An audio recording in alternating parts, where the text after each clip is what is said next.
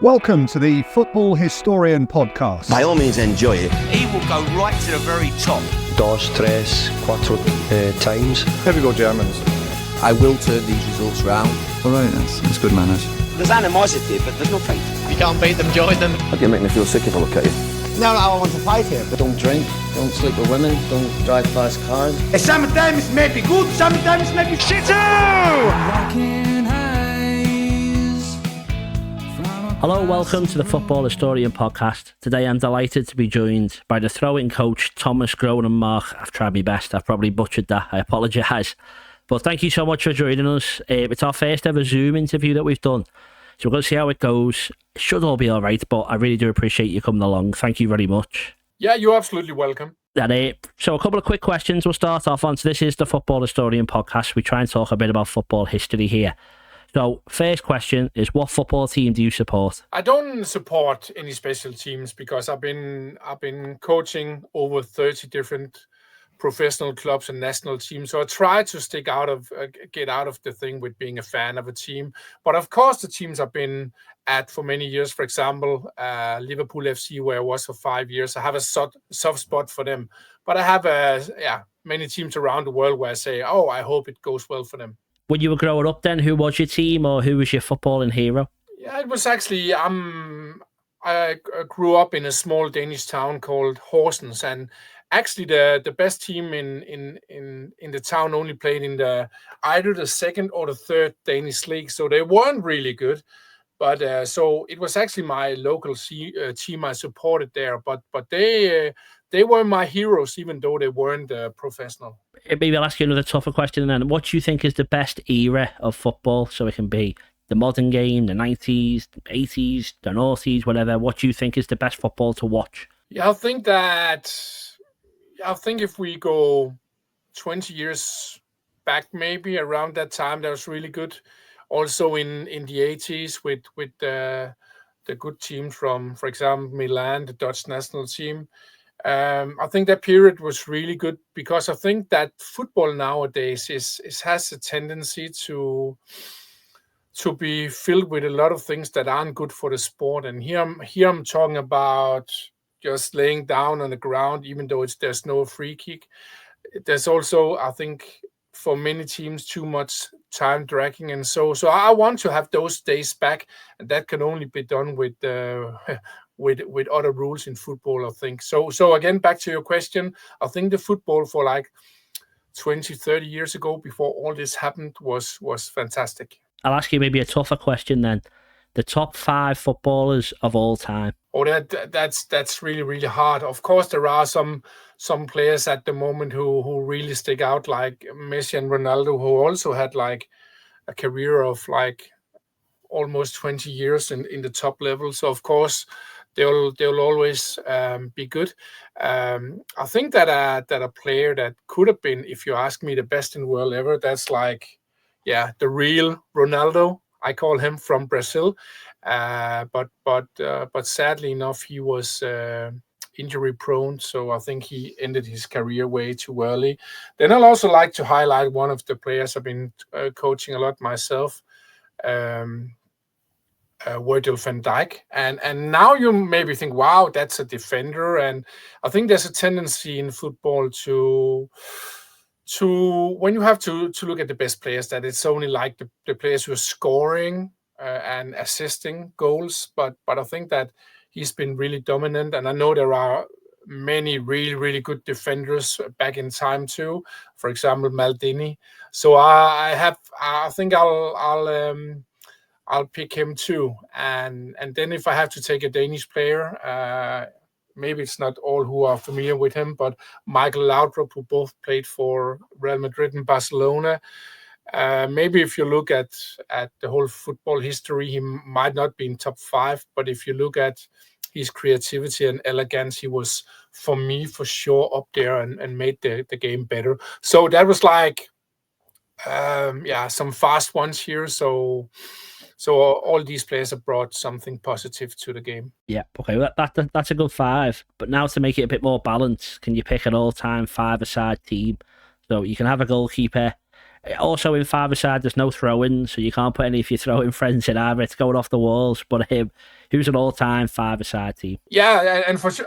And first of all, I'll say maybe we'll come back to that later. So I'm not only coaching the throw-ins, but also the movement. So I can actually have all my throwing guys in there because they also do other things than the two-handed throw. But I'll say that, and I know this is a little bit subjective, but there have been really many good goalkeepers, and I really like Alisson from Liverpool, and also because he can actually play the guitar. So he did that when we sang karaoke in my very first season in Liverpool. So we take him on goal.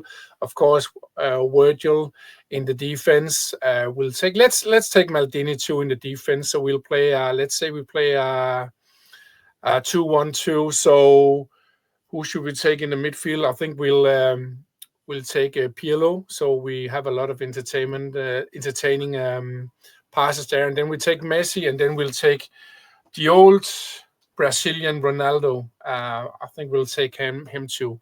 So that was my five-a-side. Yeah, that's not a bad. I don't think you're going to lose many games with that team. That's a good one. Right, so there's another thing we do here. It's called the debate. The debate. And I'm going to ask you to settle some of the biggest debates in football history. So the first one is Gerrard, Lampard, or Scholes, and if you can put them in order for me as well, please. Yeah, I think that this is really based on who you support and so. But I'll try to be as subjective as possible. So I'll say that, of course, both Gerrard and Lampard, they scored a lot of goals as midfielders. You can say that Scholes, he didn't score as many goals as the other two, but he was strong in defending side of the game. So, but again, I know there are a lot of Liverpool supporters who follow me. So to be 100% sure I'm not in a bad stand, then I'll say Gerrard, and then we'll take Lampard and then Scholes. Yeah. The next one is Pele or Diego Maradona. I'll choose Diego Maradona, and why do I do that? It's not because he was necessarily the best, but I think that we are lacking a lot of material around Pelé, with video footage and things like that. Even though it's there, we have much more footage of Maradona. And then the other hand, when Maradona was really good, I was also like a kid, a teenager. So I also experienced him in the telly, and so if I had experienced both, it was really hard. But I choose Maradona. Right, that's a good one. And then the next one, Messi or Ronaldo? I'll probably choose Messi. But again, if I should choose one, then it should be the Brazilian Ronaldo. I prefer him than Messi and our current Ronaldo. Yeah. Right, if Messi and Ronaldo are the best players of the last 10, 15 years, who do you think is third best behind them? Yeah, it's quite hard. There's a lot of players up there. We'll just take Virgil there. Yeah, so. Okay, great.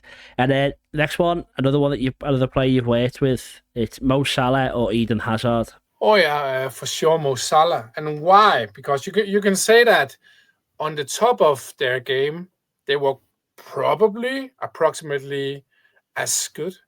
So, but you can say that Mo Salah has been on the top for many years, and I think that even though I loved Eden Hazard, then he was like fantastic in Chelsea, and then he really dipped when he went to Spain. So that's a shame because he played some fantastic football. So it has to be Mo Salah. Goalkeepers, Buffon, Casillas, and Neuer. Could you put them in order for me? Yeah. Actually, a really funny story because I've been coaching in really many different clubs around the world, and one of the clubs I've been coaching a few years ago, it was Parma, and actually Buffon was in Parma there. So I've actually met Buffon and said hello and talked a little bit with him. So I'll take him. Yeah. And then the last couple of questions before we go to your career. The next one is club or country. Normally I ask, if you're a captain of both, what would you rather win a major trophy with? Most of the year, it's the club that's the most exciting, and then we have in the big championships like Europeans or World Cup. I think that the country can be even more exciting than the club. So it's always depending. I think one of the big challenges with the national teams is that even though they tried with Nations League and so it's quite boring to see national teams only when you come to the big tournaments. So that'll be a double answer for this question. The most underrated player ever. So it could be someone you've worked with or just someone in football who you don't think gets the credit that they deserve. Also, it's always, I've been working with so many players, also world-class players. If I have to say a player who was so fantastic, but maybe not that many people saw that, even though he was, of course, really, really good. It was Daley Blind. I coached in Ajax, and when I'm coaching throw-ins in the clubs, it's not only the throw-in that's actually itself, it's actually a quite small part of my coaching is more space creation. And Daley Blind, he had like a totally amazing football intelligence, so I learned him a lot of things, and some of the space creation he did as a central defender. So that was like crazy, totally crazy. So together with Joel Feldman, who's now in Brighton. So what we did there in Ajax, that was amazing. So he has a fantastic football brain, and then he's also a fantastic, kind person. So I think he's really underrated, even though, of course, he's a world-class player. I know it, but if people saw what he could do and what he did, people would be more impressed. The best manager of all time. Oh yeah, that's really hard. Of course, I have a soft spot for Jurgen Klopp because we worked together for 5 years and we won 7 titles. So of course, I have a soft spot for him. And how do you measure best managers? Is that the amount of titles because then he's not on the top, or is it the amount of influence and how good he makes the players, what a culture he's putting in? So again, even though I've been working with many, for example, Erik ten Hag in Ajax and many other big managers around the world and head coaches, let me just pick Jurgen. The last question before I say we go into your career is, who is the greatest football team of all time? So not like a 1 to 11, like a team. So it could be like a season, be it 2 years, a tournament, whatever. But who do you think is the best team ever assembled? If I should pick one team, and not thinking about who I've been coaching myself of great teams, then I'll say I can really remember the AC Milan team in the late 80s. So we had Barassi, Maldini, Van Basten, Ruud Gullit, Van Rijkaard. That was, I can remember that as a young teenager. That was like a crazy team, but also like, yeah, wow, all these personalities. Not only a good team, it was like a lot of fantastic personalities. So I'll probably pick that. It could also be like the Barcelona team from like, I can't remember, 2010, 2012, like, of course, with Messi, but also Iniesta, Xavi, Busquets, all these Puyol, all these great characters. And then, of course, I have to bring my Champions League and Premier League winning team, Liverpool FC. So, that was three teams. Sorry about that. Yeah, don't worry, that's all good. Right, okay, so we're going to go more specific onto your career now. I think you might say I'm wrong, whatever, but I think, especially in England, the idea of a throwing coach when you arrived was almost something that was ridiculed. I think Andy Gray spoke on television when he got there, just basically saying, how can a throwing coach get you any further? How small in the minutiae can you get in football to try and make anything better? Basically laughing at what you do. I know you've already said you do more than just throw-ins, but How hard was it for you to convince football clubs that they should get a throwing coach, or were clubs always more accepting than maybe like pundits and supporters? No, it was actually not that hard because, yes, of course, I worked many years to get my international breakthrough, but I've been coaching Danish Super League clubs since 2004, so I had to wait 14 years before Jurgen Klopp called me. But the football clubs itself, that wasn't actually hard. I've been coaching the last 7 years, like 6, 8, 10 different pro clubs per season. So that was actually not hard. And when you say ridiculous, that's totally right that Andy Gray did that, Richard Keys on beIN Sports. But I'll say that, no, it was not everybody who did that. I'll put people into 3 categories. People who are like really forward-thinking, thinking in new ways, open-minded. They're really supportive, not only in football, but also in business. I've been doing a lot of talks around what I know for companies. I've been in New York Times, Forbes magazine, Sky Sports, BBC, those kind of people. They're seeing it as innovative, so that's fine. Then I had a part of people who were saying, okay, throwing coach, what is that? That sounds weird. But they were asking questions. They're not ridiculing me. They were just asking questions. And then, of course, you have the last part. But you also, again, have to ask yourself, who is laughing? So, of course, I have some personalities who want to have some attention because they laughed of me. So like Andy Gray, Richard Keys. Then I also have some people who ridiculed me because they were fans of Everton or Manchester United or so, because I was coaching in Liverpool FC. So for me, it was no problem. It was actually, you just have to look at, first of all, who's saying these things, and then, yeah, that's one thing. And then can you prove that you're actually right, that it helps, that the thing you're working with. So for me, it was actually not a problem. It was actually the opposite. So every time a person who was like saying something crazy about me and my coaching, my work in Liverpool, for example, Andy Gray, Richard Keys, but it was also Steve Nicol in a long period in ESPN FC. Every time they said that, I got more supporters, I got more jobs, because if you're ridiculing someone without any, how can you say, proof of what you're saying, if you're just saying, wow, that's bad or that's laughable, then it doesn't help anything. So in this modern world, you need to have proof of what you're saying, also if you're laughing about a thing, because now the fans, they often have a lot of knowledge. So everything has been fine for me. Yeah, well, that's it. I say the best way to hit back at critics is by proving them wrong. And not only did you start working for Liverpool, you got contract extension after contract extension. So what you were doing was obviously working. How easy was it then to convince the players that your ideas worked? Were they harder to get on board than Jurgen Klopp, or was everyone at Liverpool and every club you've been at, has it always been acceptance for what you were saying? Yeah, I'll say I feel the players are really, really motivated in general, and I also do my best not only to learn things but also make the training entertaining.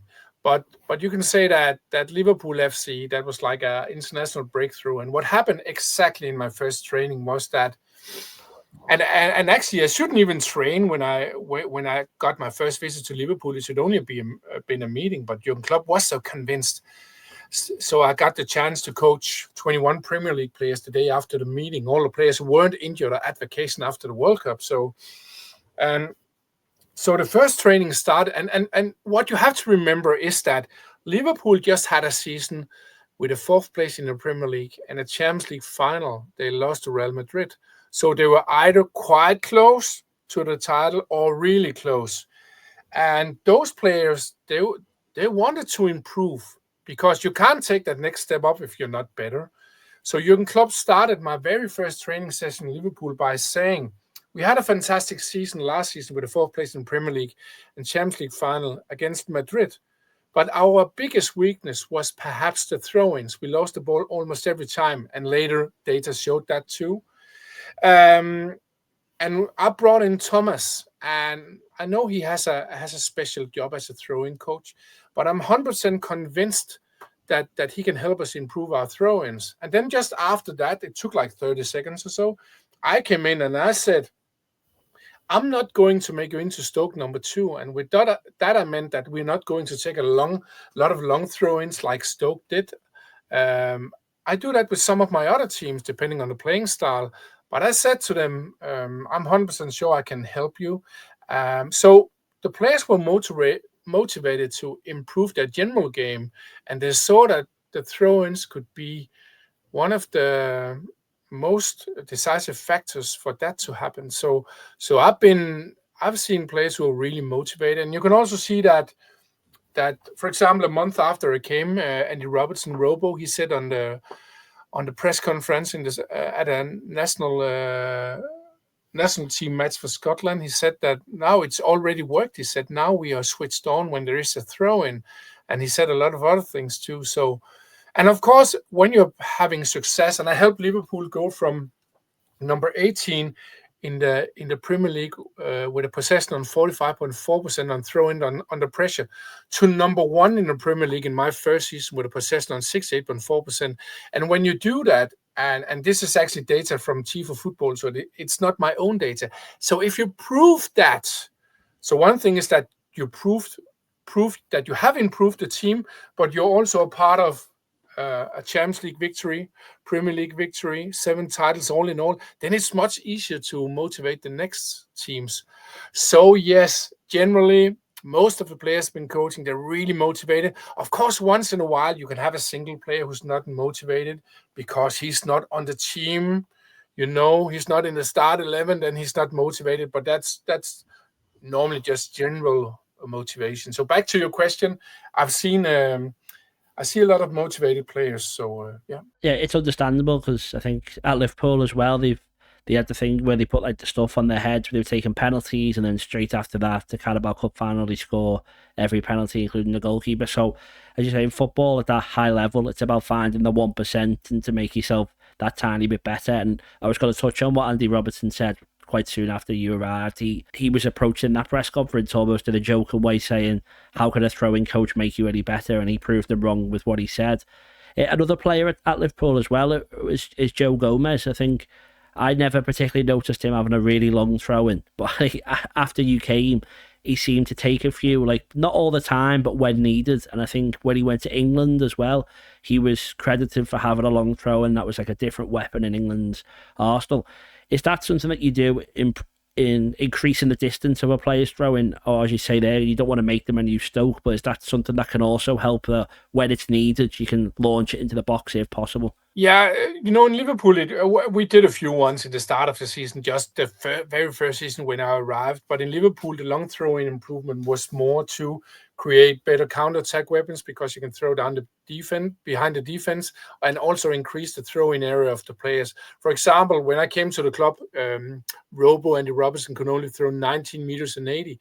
But he improved to 27 meters. And even though 27 meters, that's not world-class, he still increased the throw-in area.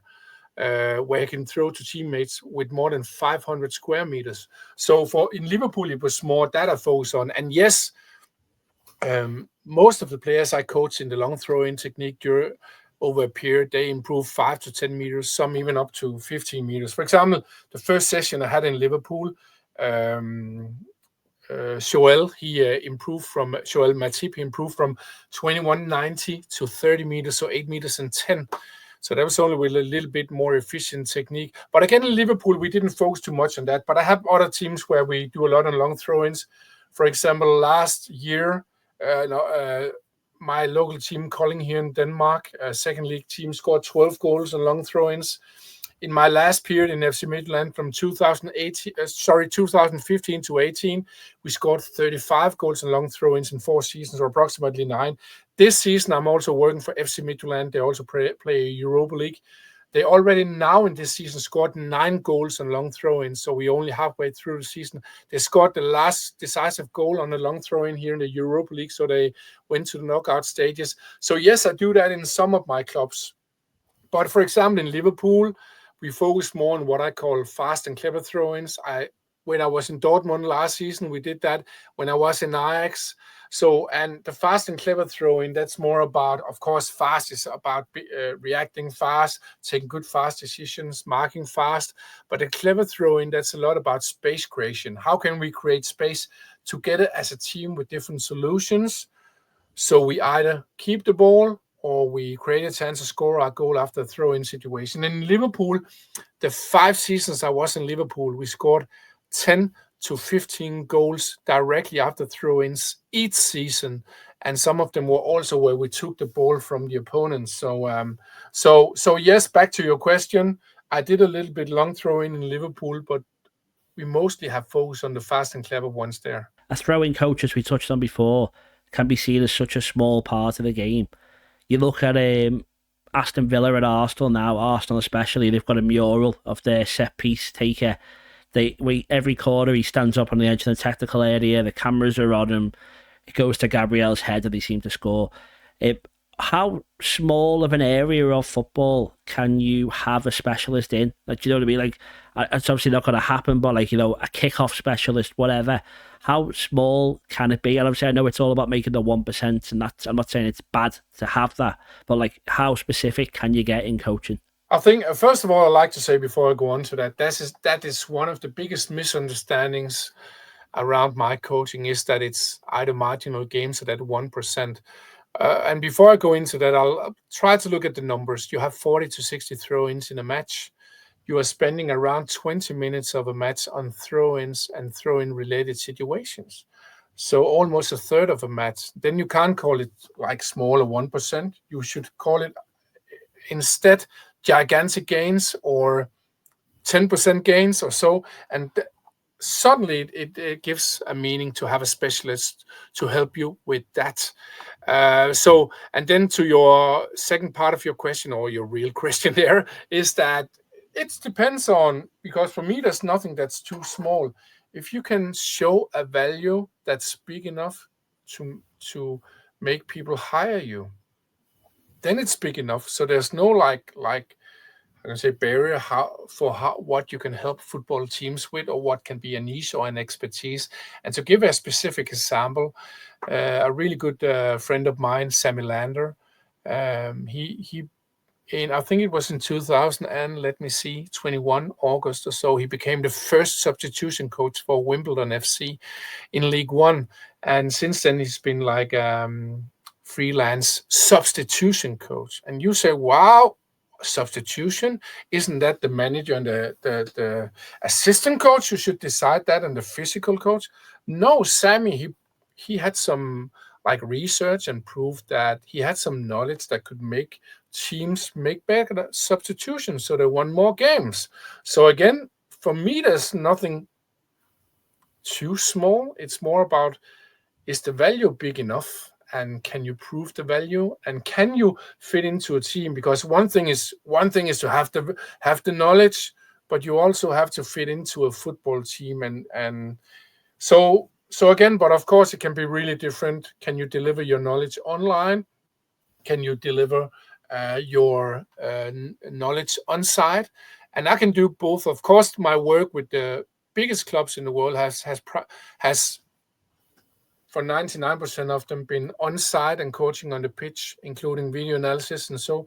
But for example, under COVID-19, I helped Flamengo with the throw-ins, because I couldn't travel to Brazil. I did it online. They won the Brazilian championship the year I helped them, so that was not bad. I'm also having an online course called Gronnemark's Throw-in Mastery, primarily for amateur and youth coaches. A lot of coaches are buying this. So when you're talking about how small should a niche be, of course, it's depending on the value you can give and how you can deliver it too. So yeah. Okay, well, I apologise. I was saying 1%. I wasn't having a go. Yeah, I'm just chatting to him. More about what you do.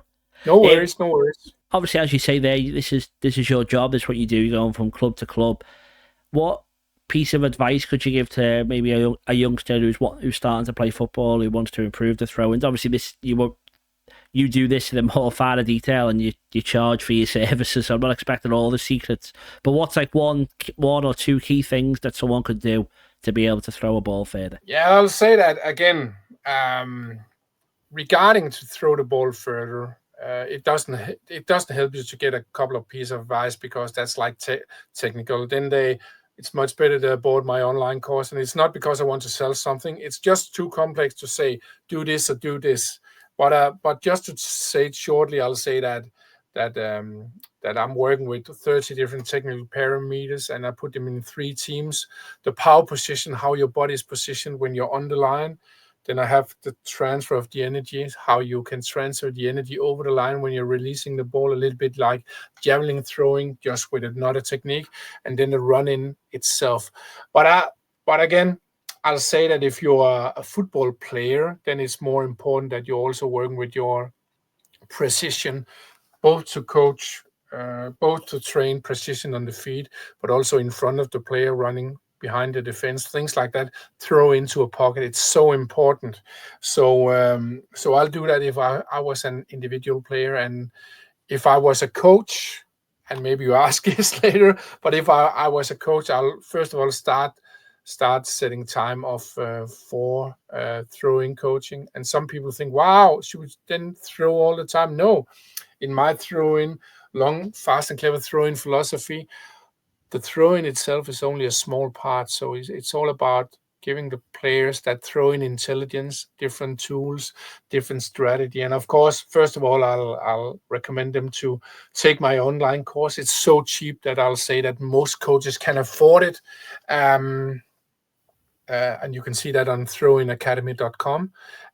But I also say that you need to put throw-ins into your training, because you can't expect your players to be better at throw-ins if you're not training it. So I hear from so many clubs, we're also talking with coaches, that they're not doing throw-ins in training. They're doing kick-ins, or start by the goalie, or the coach throw the ball in like with one hand. And how can you then expect your players to perform really well on throw-ins? So you need to get throw-in coaching in your training, and I'm here to help. I wouldn't say I'm a massive fan, but I've watched a little bit of basketball. I only started watching a couple of years ago. But when you see them in with this 1.5 seconds left on the clock, and they come over, the coach has got a board, everyone knows exactly what way they're moving. It's like it's a choreographed dance almost, where everyone knows what position they're moving. Can that happen in football, in that you can have it that intrinsically thing that moves, that every single player makes a movement to make space? And is there stuff to take from other sports that can improve not just throw-ins, but the tactics in football? Yeah, first of all, I'm using a lot of things from other sports. I use a lot from basketball. I've been playing myself in a club. I've also been playing street basketball my whole life. I see a lot of NBA and actually in March 2023, I was visiting Boston Celtics training facility, while I was also doing a keynote speak on Howard Medical School and MIT. So I use a lot of basketball myself. I use some things from American football. I use things from research around the Roman army, flock of birds, art, and so I use a lot of knowledge, not from football. But back to your question around basketball. Yes, they have that 24-second shot clock there, and the way they often do it in basketball, at least what they did in Boston Celtics, I was told when I was there, is that they're playing with a sequence. So they have like 4 sequences. So try to go one sequence. If that hasn't created the necessary space for a good action, then they do the next sequence, and then if the time is running out, they're having like other things they can do in the 4th one. And you can do the same with football and throw-ins. It's just really important for me to say that I think that it's good that we have a lot of set piece coaches in the game. And it's really important for me to say that I'm not a set piece coach. I'm a throwing coach. And I'm often invited to clubs where they already have a set piece coach, because they don't know much about throw-ins, more corner kicks and free kicks. But one of my worries with the new set piece coaches is that I see a lot of set piece coaches who wants to do the throw-ins like corner kicks and free kicks. So I see many set piece coaches saying, okay, in this zone, we have 1 or 2 solutions. In this zone, 1 or 2 solutions. This zone, 1 and 2 solutions. The challenge with that same approach as with free kicks and corner kicks is that the opponent's defending pattern, how the opponents are standing, or the opponents are just marking well. That means that you can't do what you have decided. So yes, of course you can do throw-in tools and pre-prepared things. I'm not saying you can't do that, but you have to train the players throw-in intelligence. So for example, in Liverpool, we had so many different options in the mid-zone. So for example, in the mid-zone, 15 to 20 options. Do you then think that, wow, do they have to learn 15 to 20 options? No, they have to learn to create space together, and then they have to see spaces being created, and those spaces can be different depending on how the opponents are standing already from the start, or how they move when you start to move. So actually, yes, back to your question, you can learn a lot from basketball. But my biggest fear with the new set piece coaches is that they start to control what the players should do. That would be bad for football, because then we lose a lot of throw-in intelligence, a lot of throw-in creativity, and I don't want to do that. I want a whole mixture of a lot of things around throw-ins, both tools, both solutions, both creativity and throw-ins, and this is what I teach in my long and fast and clever throw-in philosophy, also in my online course.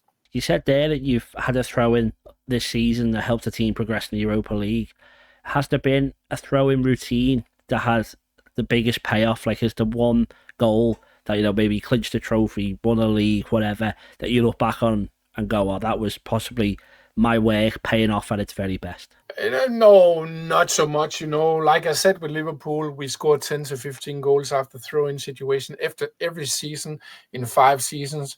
We won 7 titles, and we were like crazy close to the 2 more Premier League titles when I was there.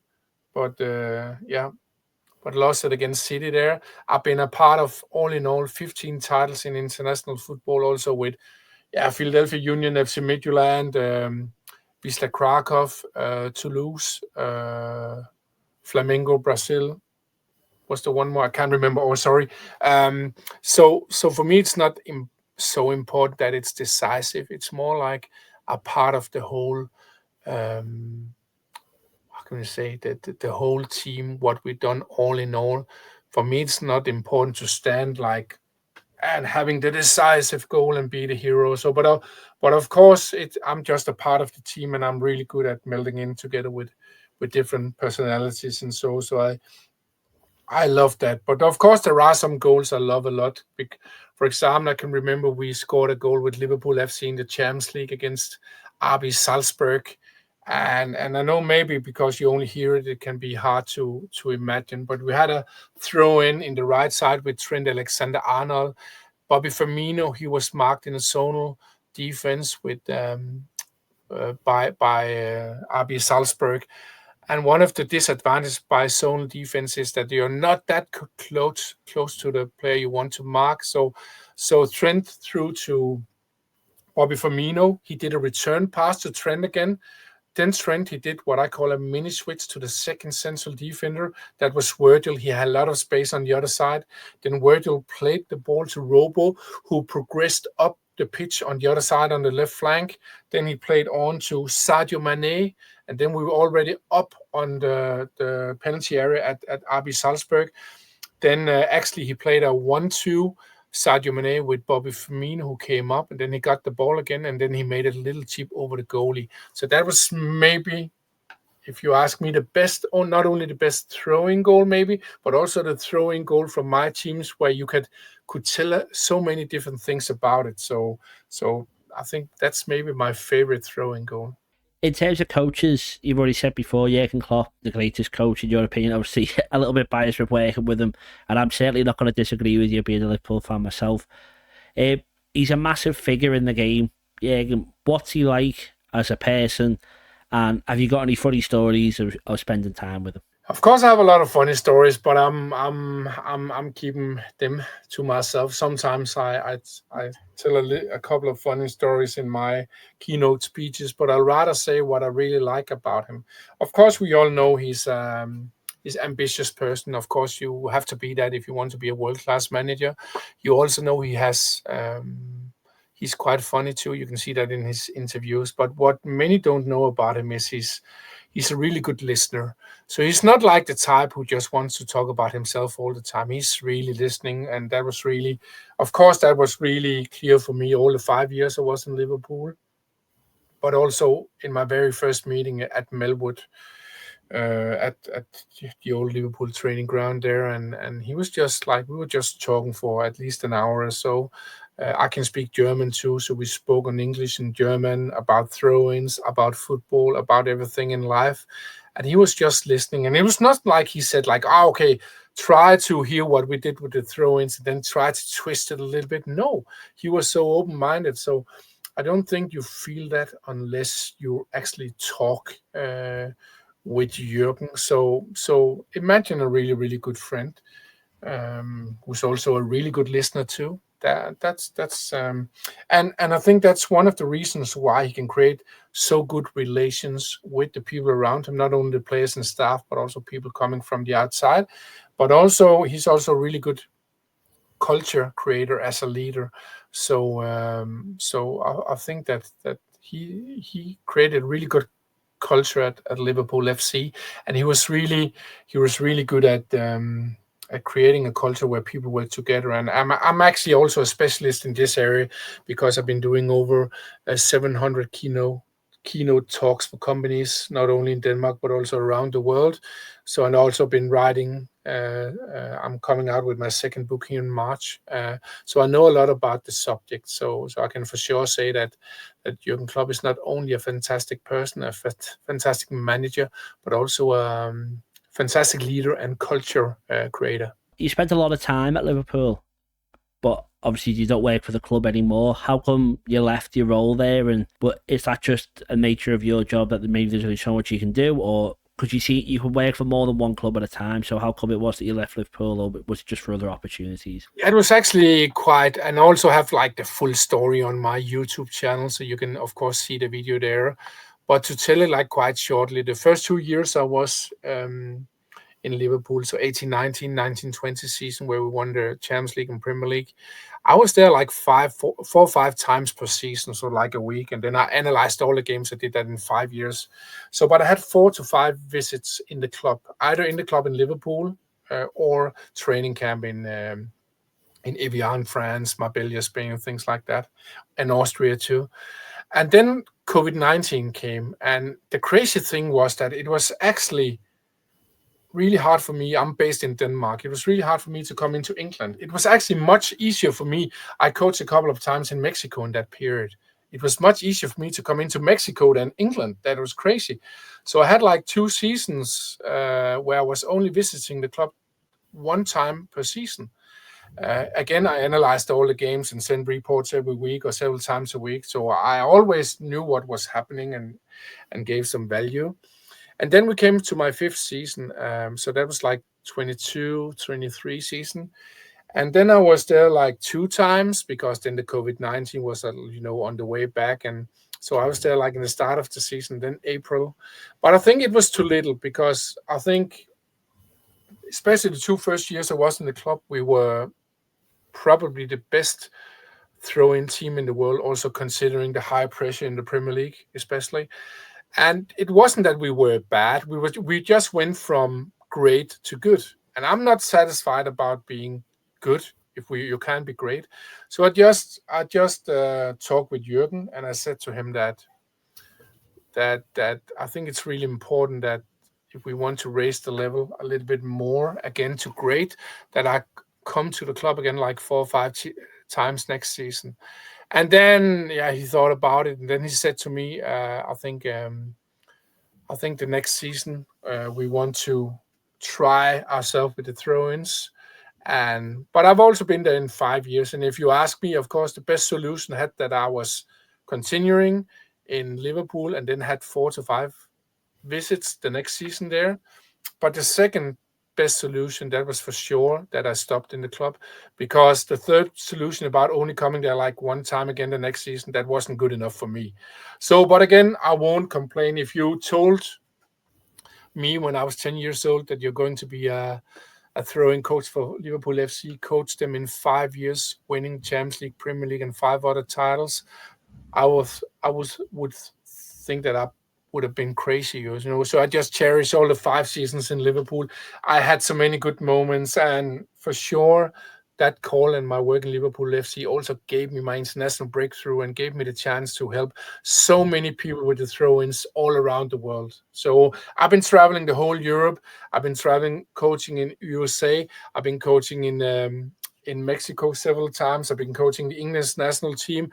I've been coaching just here recently, Kawasaki Frontale in Japan, So I'm just happy about my time in Liverpool FC. I hope this isn't an offensive question to ask a throwing coach, but I feel like when the subject of throw-ins come up, and you've already mentioned it yourself, Stoke City under Tony Pulis and Rory Delap, they are throw-ins in most people's minds. If you talk about someone who made the most of a throw-in, I think Peter Crouch has even spoke about how he used to watch opposition players kick the ball out for a corner rather than a throw-in. Has there ever been a team more effective with throw-ins than Stoke City, and would you have enjoyed working with them and Rory Delap? Yeah, first I'll say I think we have to cut it up in two. So you can ask yourself, has there ever been a more effective team on long throw-ins than Stoke? Because with Liverpool FC, we scored many more goals on throw-in situations than Stoke did in that time, but that was just the fast and clever throw-ins. But people don't see that so much because a lot of people watching football, they're first watching when the ball is almost in the net, So that's one thing. So yes, Stoke CDFC was fantastic with the long throw-ins, but actually, if you look at FC Midtjylland that I'm coaching now, they were more efficient than Stoke on the long throw-ins. And I know, yes, it was the Danish Super League and Stoke was in the Premier League. I know that. But again, if you see this last period, like I mentioned before, 2015 to 18, 35 long throw-in goals, so almost 9 per season. But even better this season when I'm also coaching them this year on the long throw-ins, 9 goals already now. Of course, there's no guarantee what it'll end with, but already 9 long throwing goals now. It's not unrealistic that it'll be 13, 14, 15 long throwing goals. And if that happens, there'll maybe be, of course, I don't have statistics from every game in all leagues in all the history of football, but I think that'll maybe be the best team ever in professional football regarding the long throw-ins. So yeah. Last couple of questions that I want to ask you. You've got a world record. Would you like to explain how you got that and what your world record is? Yeah, and actually, I'll say my world record was beat in 2019, but in 2010 I set the official Guinness World Record with a throw of 51.33 meters, and I actually got the idea in 2008 because I thought, wow, if I have the longest throw-in in the world, maybe I'll get noticed internationally, because at that time I only coached Danish professional Super League team, like the best league is called in Denmark. And at that time, there was an official Guinness World Record of 48.17 meters set by Mike Lochner from the States in 1998. So at that time, it was 10 years old, the record. I could throw approximately 42 meters with a normal run-in, with the throw in there. And that's actually really far, because normally I say if you can throw 34 meters, like the players I coach, that's like world class. So 42, that's really long. But I also knew that was quite far up to the 48 meters. So I decided to try to beat the world record with a flip throw in. So flip throw in is you have the ball in your hands, take a run in, jump down on the ball, make a flip, land on your feet and throw the ball. The only challenge was that I was a non-gymnast. So I trained for like 2.5 years. I had help from 3 different gymnast coaches, and to make this quite long story quite short, then I had a world record attempt in a match Denmark-Spain in 20th of August 2008, full stadium. Then I had a world record attempt in 2009 in the Olympic Stadium in Berlin, 40,000 spectators in the halftime break of the match, Hertha Berlin against Wolfsburg. And then in 2010, I set the official Guinness World Record at 51.33 meters. So, of course, it's also a part of my stories. It's also one of the stories I tell when I do some of my many keynote talks around the world. But again, I beat the world record. I I've been doing a lot of special things, also being a part of the Danish national bobsleigh team for 4 years. So for me, I normally say that life is a buffet. Take all the chance you can in life. If you think you can perform well, and if you think you miss a little bit, then you can get help from people. So yes, back to your question, I beat the official Guinness World Record. I had it for 9 years, and I'm really proud about that. Eating from the buffet of life is a great saying. You've done that again you've ventured into the music world as well with a single that you've released recently. Can you explain why that's come about? Yeah, it was actually because, I've always been singing my whole life, not professionally, but I'm singing like quite 1-2 hours per day because I love to sing. I can't play any instruments. I've also always written songs. And so, for example, many years ago when I was in the military for 1 year, you have to do that as when you're a young Dane. Then I wrote the company song too, things like that. So then I just got an idea. I thought, wow, maybe I could also like publish a song, and so I got in contact with a big music producer called Rune Broger from Denmark, and he's of course been working with a lot of the Danish top musicians, but he's also been working with, for example, Carly Rae Jepsen from Canada, the one with "Call Me Maybe," the most heard song in 2011. So I talked with him and I said, "Yeah, I've been writing a song and I'm singing," and he said to me, "Wow, yes, just send it to me. But if you can't handle the feedback, then you shouldn't send it to me, because if it's not good enough, I'll tell you straight to your face." So I was a little bit nervous, not to say really nervous, because we have seen talent shows where people think they're really good at, and then they're not good. But I sent the music to him, and then he was like, really, wow. He said that could be a hit. So I recorded my song called Complicated Love. So that's like C and then Complicated Love. So you can find it on every streaming. And it came out the 7th of June last year in 2024, just between the Champions League final and the Euro starting there. And it was like, yeah, it's been going really well. I just from Spotify, I got the stats there in the end of 2024, and it was listened to in 129 different countries. So just search my name, Thomas Gronnemark, Spotify, then you can hear it. And actually, one of the funny stories is actually also, I know from inside resources that actually the Danish national team, they heard it in the dressing room at the Euros. It's been heard a lot, for example, in Latin and South America. So that's also crazy, Argentina, Brazil, Colombia, Mexico, a lot of people. So go in and find my song on Spotify. Just search my name, then you'll find it, and then or other music resources, and then you're welcome to write to me and give a little bit feedback. So that was a fantastic thing to do for me, a big dream come true for me. So I'm really happy I did it. We'll finish off there, but I can just ask you one final question. What is your next big career aim? So you've got a world record, you've got a single, you've worked for the biggest clubs in the world. Is there another thing that you want to tick off your box, or what is it? What are you aiming for next? Yeah, I'm doing a lot of times. Again, like I mentioned before, I'm publishing my second book on Danish now. I'm doing a lot of public speaking. I love that a lot. So if anyone listening, I'm speaking all around the world. So just invite me. I guarantee entertaining talk. Also, I'll with some knowledge, a lot of things you can take with you. Yes, maybe I'll do more music in the future. Of course, I do a lot of throwing coaching. Maybe I'll get. I've been working with some stand-up too, comedy, and let's see if that will happen too. So for me, it's about you're only living once. And for example, the title of my second Danish book here is if we translate it to English, is like long-term brave. So I think that a lot of people are going to think, wow, should I do that? That's a dream. No. And then they don't do it. Often it's also because we expect that other people will laugh or think it's crazy. And yes, maybe there are a few that will, but we have to remember that every time we do something, You probably also thought before you made this podcast, how could we, should I do it? Shouldn't I do it?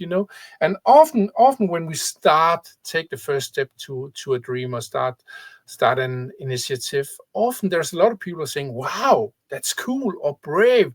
And they're often thinking, wow, I wish I could do the same. So back again to your question, until I die, I'll put projects in. I'll do the things I love. I'll try to help as many people do the same. I'll try to motivate people through my talks, for example, my online content, or when I meet them live. So so let's see what the future brings.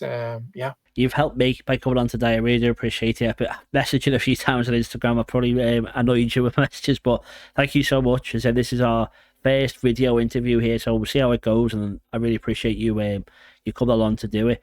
For anyone watching at home, what's the best way to get in touch, to follow you, or whatever they mean to do? I'd say the best way is either to go into just the social media, just write my name, Thomas Gronnemark, then you'll find me, and I'm on Twitter, Instagram, LinkedIn. I also have a homepage called throwinacademy.com.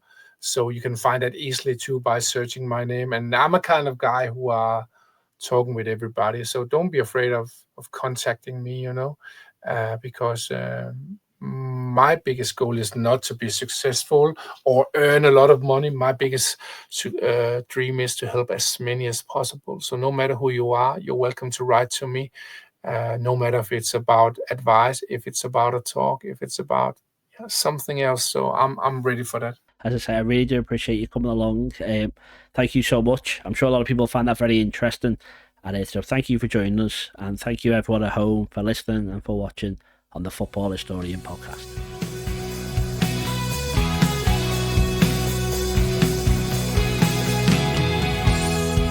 Locking eyes from across the room, heart is pounding. What have I have to lose? This kind of feeling tends to blur your sight.